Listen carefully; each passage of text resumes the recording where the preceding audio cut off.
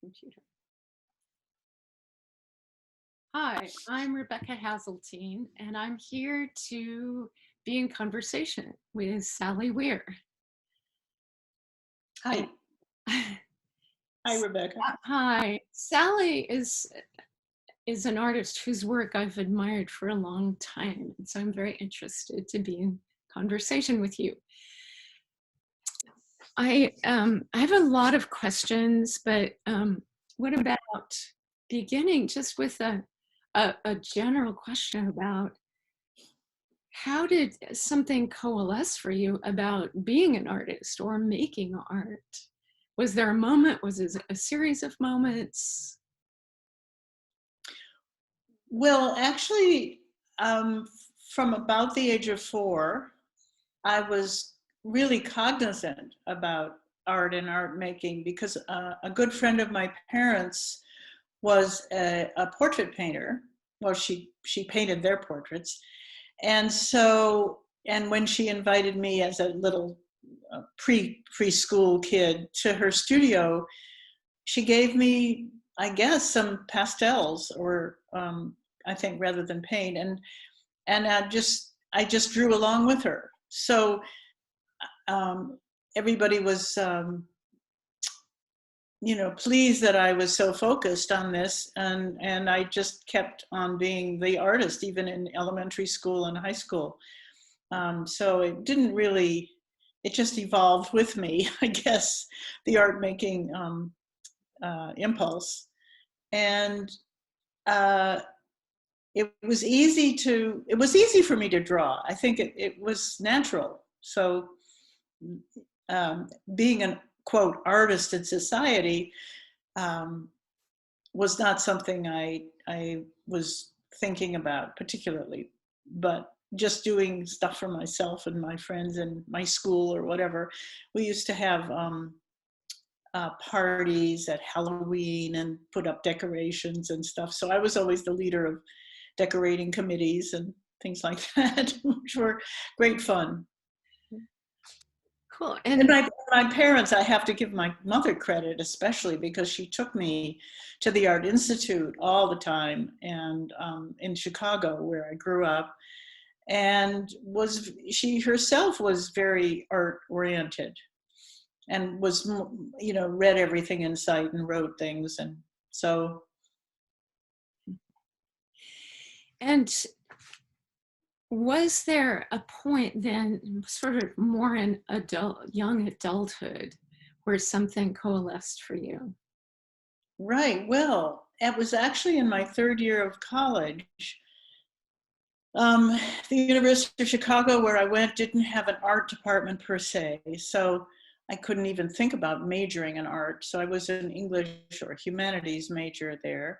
But there was a studio, now I'm remembering, called Midway Studios, where students could just go and draw from the figure or learn about, throwing pots. And it was kind of a recreational idea there.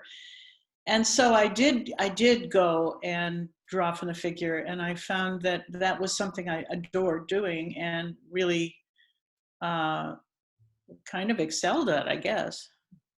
So even though I didn't major in art, I still kept up, or became better at it the more I drew. And I don't know what made me do it, but say, oh yes, I'm going to be an artist. Uh, but at one point I said, well, I'm not going to be an English teacher. I wanted to be the creator. I didn't want to be someone who taught other people how to do something, or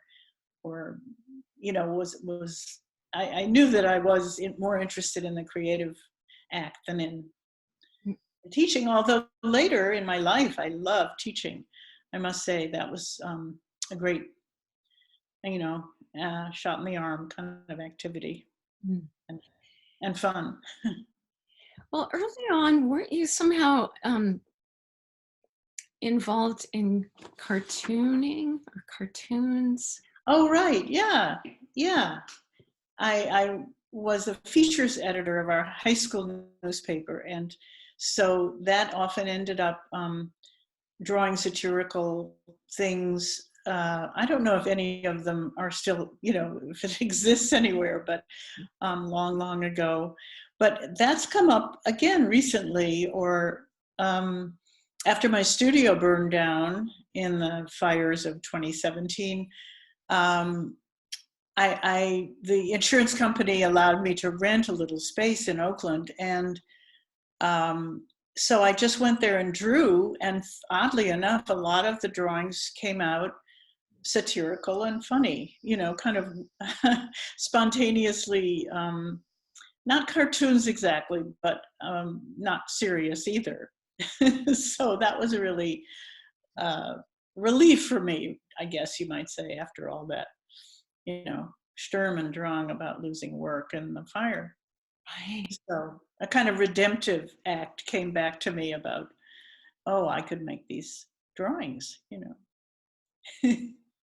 That's wonderful, because I can't really imagine anything more. Well, no, I can, but somehow Yeah, losing all your yeah, I can think of worse yeah, things, but losing yeah, yeah. No, losing I know your what you're artwork, saying. it's huge. It's a tragedy. It really is, and you just have to get over it. Um, so, but doing more work is the way to get over it. So, and I actually, as we speak right now, we have rebuilt uh, a much simpler building up in Sonoma County, where the fire happened and burned our then home, and I'm building a studio. As just today, they're digging for a foundation for another building that will be an art studio. So I'm really pleased about that. Yes. That's why I'm in my living room here with, albeit two images from my work, but not a studio that most people would be interviewing in. Well, Next time. yeah, speaking of those two images, do you want to give us a little background about those pieces? Well, those were what I was doing 3 years ago when this fire, swept through Sonoma County, and I, I was uh, doing more kind of things using nature in a flow sort of way. That is, actually making Rorschach prints and then going on and on with them so that they became figures in their own right. And it's always surprising to me, quite powerful figures. I mean, torsos and made of the same kinds of patterns and things that were responding to pressures from my hands, but very similar to what happens with natural materials on the landscape, like riverbeds and veins of leaves. I mean, everything on this planet really comes from the same pressures. Using gravity was a big part of how these happen to be made. So, and I found that really exciting because I wasn't, I was willfully manipulating the materials, but I had no idea what would come out of it. And I would just keep going until something did. So that was really fun and surprising, because now I'm quite in awe of them. I mean, I could never have drawn something so intricate and amazing on my own. So hand in hand with nature. In fact, I'm thinking of doing some more larger pieces on canvas. And actually, oddly enough, when I first came back to this country, when we lived in London, I lived in London for 4 years in the 60s, from 64 to 68. And during the time of the Vietnam War and also then the Arab-Israeli conflict, I ended up using my drawing skills to actually talk about the problems of war, the humanities proclivities, for fighting each other. So that became a subject matter that I worked with. And but when I came back to the States, we ended up in California, quite by chance, really. Although I'd never been here before.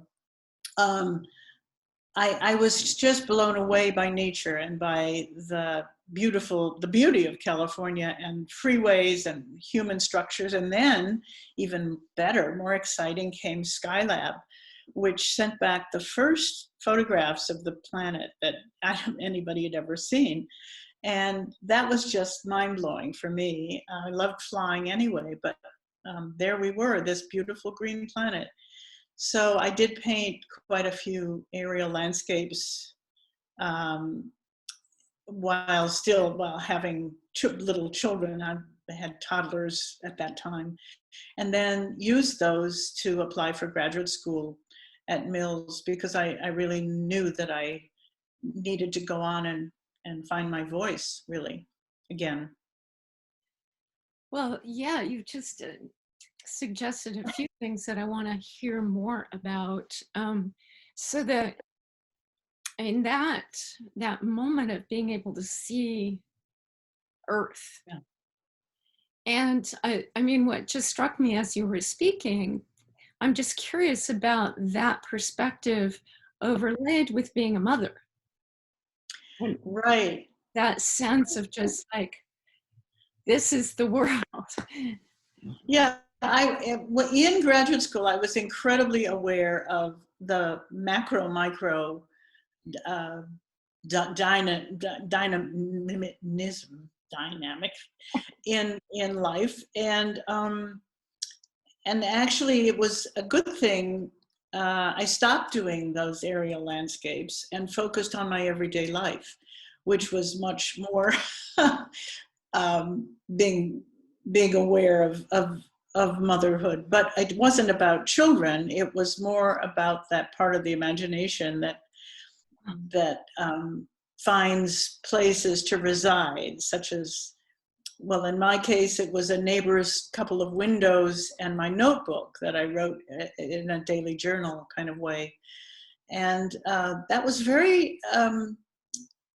it was an introverted way to find a voice that I thought was worthy of my graduate thesis, and really informed the rest of my life. And I also began to teach using journal writing as the source for graduate students at San Francisco State, who were in an independent program that allowed them to use interdisciplinary forms for whatever it was they had in their that they wanted to do, independent projects. And so just at that time, this was the end of the 70s, early 80s, when people were doing performance and a lot of experimental work.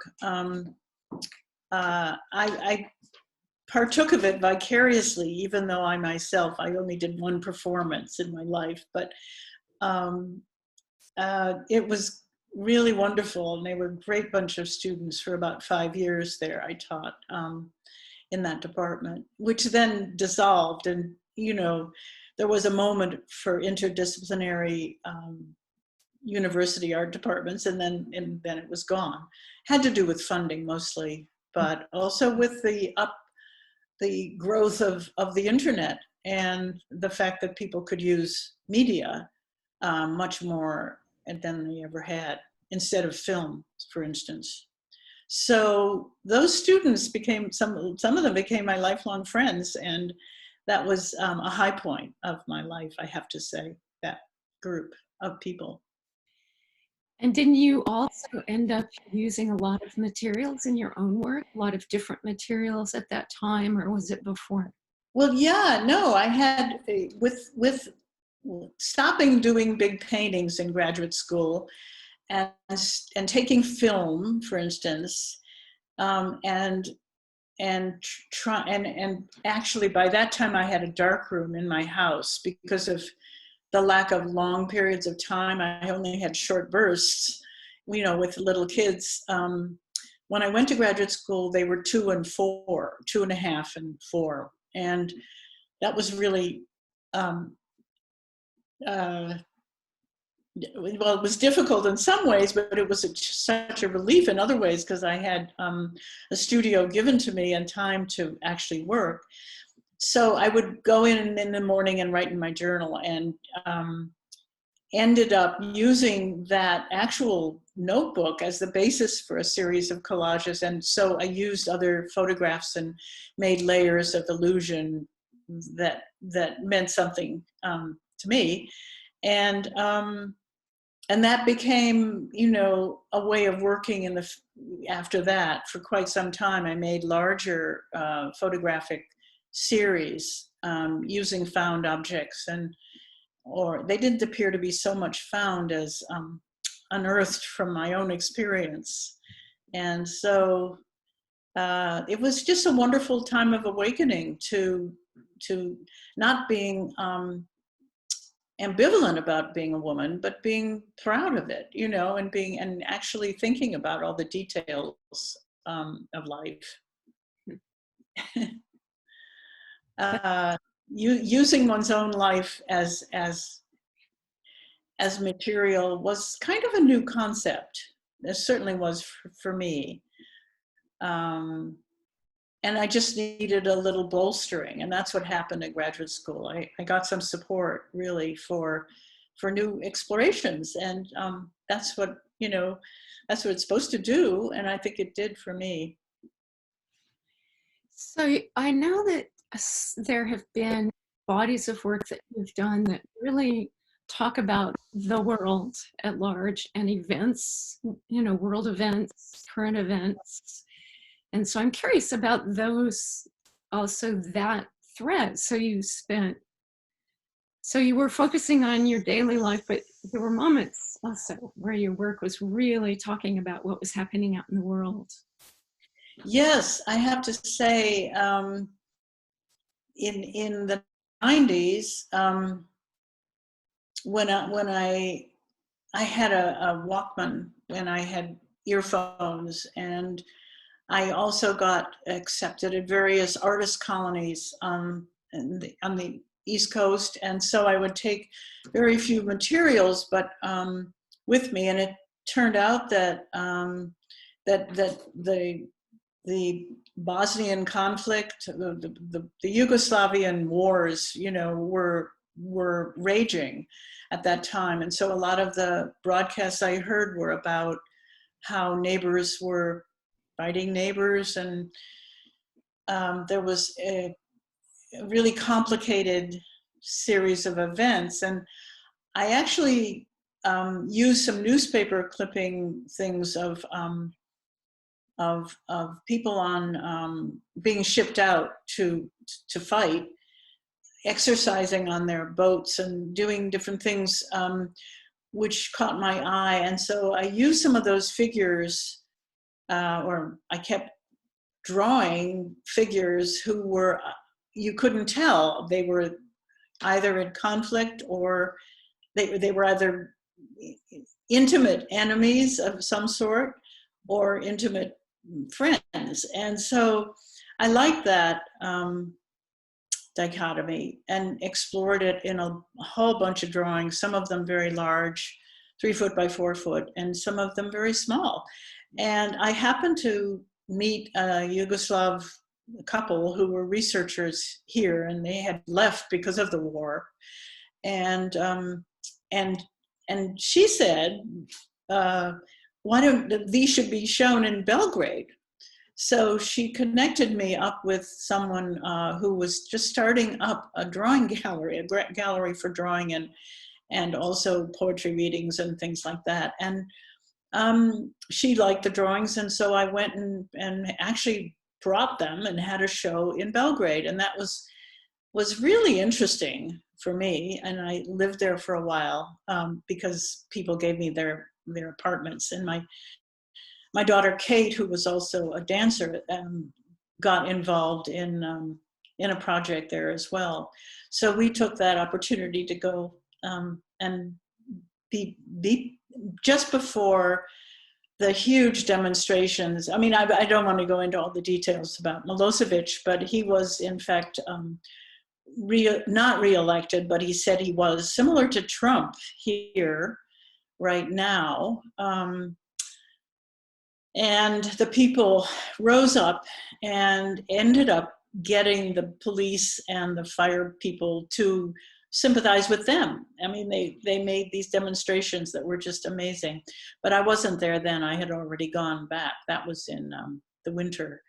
So my show was up then, and they were worried that, well, and the U.S. Embassy had sponsored it. So there was a lot of worry on the gallery owner's part, and so she took this show down so that her windows wouldn't get smashed by somebody during this riotous time. But it was a wonderful, looking back on it, I mean, it was a really interesting stepping into an international situation that I had no idea when I made those drawings I would be. So yeah. And art was taken so seriously there. It was a lifeline for people who'd been through years of war and were really, I mean, milk was hard to come by. You couldn't find plastic to put, or plexiglass to put on these big frames. So the US Embassy gave us a grant to go and buy some from, I don't know, another country, I guess. Anyway, it was really wartime. Yeah. Well, there was a little break there, and then it became, we bombed them later. So moving along, we should. That's great. It's just such a great and interesting combo in your art work between Yes. the daily Well, personal. it worried me later that I had just been so dark. I'd gotten so dark being tuned into war. I did host at the embassy in Belgrade a discussion with art historians and artists about being in that position as artists during a war. And of course they had, I mean, I didn't have to work in the war time, you know, but some of them did. And it was interesting because in the art community, you know, people are art for art's sake or art as witness stake. And everybody took sides. So people had very strong convictions about what their role as an artist in society was. And has that changed for you over time, your sense of what your role as an artist is? Or is it more consistent? Well, I have to say that art as witness seems to come out of me, whether I want it to or not.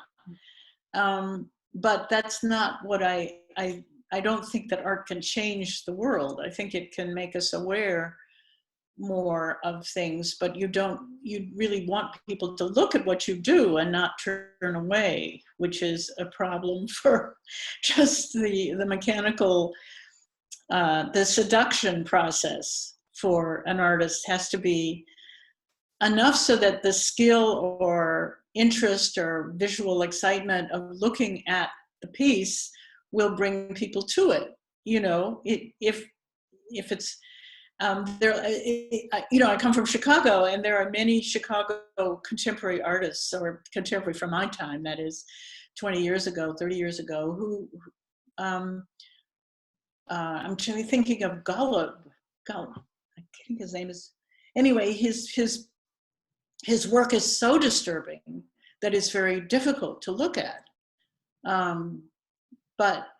But it's also fascinating to that dark side of our natures. So people do, I guess, look at it. I guess I'm walking with 4 feet here, two on each side of the fence, because it is an age-old problem for artists. It really is. Do you become like Goya, half crazed during your lifetime if war is is what's happening around you, and you can hardly stand it. Um, or, you know, I mean, we're way beyond the Renaissance now, and we seem to have this individualistic society where iconography, there isn't any, as far as I can tell. The church is no longer supporting painters and sculptors, so it's a free-for-all. One has to make up, it's a kind of existentialist position where you make up your own values and follow them the way you think you should. So I feel like there's also an element of humor that sneaks into your work oh, sometimes. what? Humor. Oh, humor. Thank you. Yes, I'm um yeah, it's not, I guess what gets me to the drawing board time after time is that part of my nature that wants to be surprised. I mean, that's the best part, you know, when you're doing something and you go, oh, wow, I didn't know I was thinking that. It's what makes it all worthwhile, you know, spending all this time alone, trying to do something that matters, you know, and then something comes along and you go, oh, that was really fun or funny. Yeah, for sure. I mean, art, I really think it is an integrated sense of play. You know, we're really playful as people, as humans, and I've seen horses and dogs and cats, you know, playing even in their old age. So I think it's a necessary part of just surviving and being on the, you know, in the earth, on the earth, and making life interesting. So, and artists are really lucky in that they've already self-selected to allow themselves to do that. You know, I mean, if you can make a living teaching or possibly selling your work, even you're much further along. But just to spend some time doing that is, when I was teaching later at Berkeley City College, I would have adults and kids both in my classes. It was an adult education school, so people really need to do that. They need to play and use art in a playful way or exploratory way, you know, discovering what it is they're really thinking.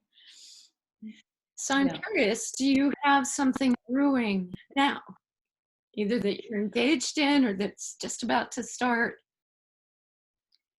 Well, like as it has happened to me before, when I've had periods of drought, um, not having a studio, rather than have a daily practice, I do have this overwhelming feeling of the direction that I'm hoping to go in. And it really has more to do with working with nature, with flow, with chance and chance operations, in the sense of starting something and finding out where it will go. So I don't have a strict plan for the future, but um, uh, with space, with having enough space to work on a larger scale, which I always have liked, the sort of human scale, you know, of what our bodies are, which comes from, I guess, being aware of action painting and and also my daughter's a dancer, and I've been, you know, really exposed to an awful lot of body um, thinking and language. So that also informs what I'd like to be able to do on a larger scale with painting again. Some of my first paintings, actually, on coming back here, leaving London and coming back to this wide open space, California, were painting these aerial landscapes, which kind of I'm kind of drawn to them again. After the fire, I didn't have any paintings left that were stored in my studio, but a friend who had bought this huge 5 foot by 6 foot painting gave it back to me. And so it's kind of inspiring me again. I thought it was, at the time I was quite proud of it, but now I'm really pleased to have it. And so I think I might go in that direction as well. Yeah. Sounds great. Well, it's been really lovely to hear your story. Really interesting. Is there Yeah, anything thank else you want you. to say? Thanks Any, for your questions. anything else you'd like to say? No, no, I'm happy that we got to do this. That's a great idea, I think, to be able to listen to what people actually say who are living the life. Indeed, indeed. Thank you, Okay, Sally. farewell.